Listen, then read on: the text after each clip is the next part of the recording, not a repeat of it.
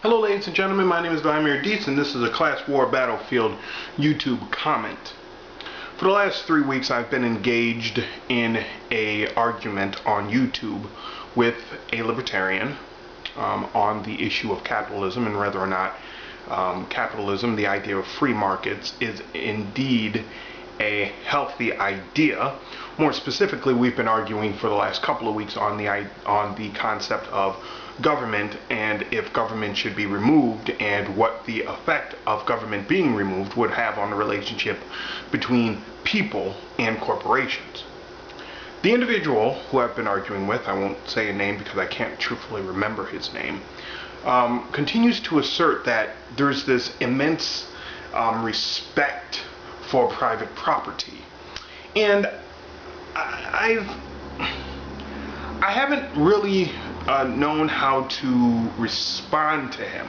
But recently it's become very clear to me how I should respond to the idea that private property in America is somehow respected. First and foremost, all we have to do is talk to the people living currently in this age who are being forced to realize that yes, they may have property rights to the above ground and the soil in which they live on, yet they do not have mineral rights for the ground that's underneath their property. So corporations creating this wonderful new loophole can dig underneath their land, corrupt their land, and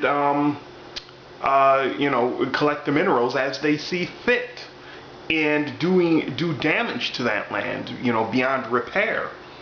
But, even if we didn't want to call that a disrespect for private property, all we have to do is just look back in the history of this nation to really understand what private property really means. Private property, in the final analysis in America, means privileged. You have to be privileged, and truthfully, you usually have to be white and wealthy to have a claim to private property. Native Americans who had been working on land and settled, quote, on land for thousands of years did not have property rights in the 1600s, in the 1700s, in the 1800s, in the 1900s. They did not have property rights. They were forced at gunpoint, bayonet or otherwise, to move off their property. They didn't have property rights. Even when they were able to secure property rights, still white men did not have to abide by those property rights. Blacks in the South and in the North and in the West did not have property rights. We don't even have to go back to the 1800s to see this. We could go all the way back to the beginning of the 1900s, but I prefer instead to look at the, quote, urban renewal, which was taking place in this country in the 1970s. Black property was claimed using eminent domain, and homes and businesses which had been established for decades, sometimes back all the way back into the 1800s, were plowed under so new roads could be created from the inner cities to the white suburbs. Property rights have always meant white or privileged rights. It's not property. And the people who continue to argue, oh, well, we have a respect for property rights, we have a respect for property rights, they don't seem to want to deal with this reality. Property rights is another way of saying privilege.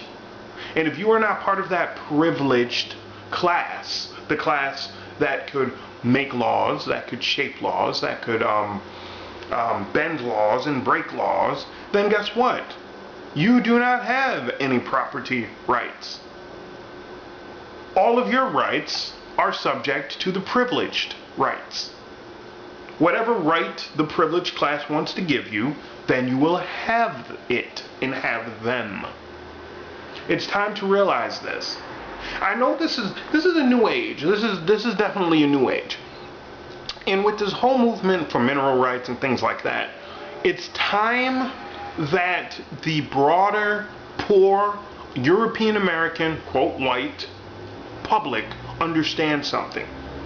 You are now in the position of the Native Americans and of the blacks and of the Hispanics. You're now peasants again. You need to now understand that.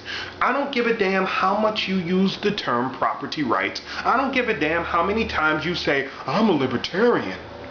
You're a peasant again. You have no rights. See, a lot of you have not realized this for, the last 100, 200 years because, well, during that time you can say, well, we're not those Negroes. We're not those, those Redskins over there. We're better than that. No, you're not. You're not. You've always been backing the wrong team. The wrong team which looks like you, but have always been psychopaths. They've never cared about you, and now they are reverting back to the original class structure, which was alive and well in feudal Europe. You were a peasant then. You left the peasantness. You came to America and said, well, at least I'm not these savages. Now guess what? You're a savage again. You're poor white trash. Stop talking about property rights. You have none. I want to thank you for listening. This is, of course, Vladimir Deese. If you want to contact me, classwarbattlefield@live.com. And please, if you know somebody who likes to talk a lot about property rights, could you please share this video with them? Thank you.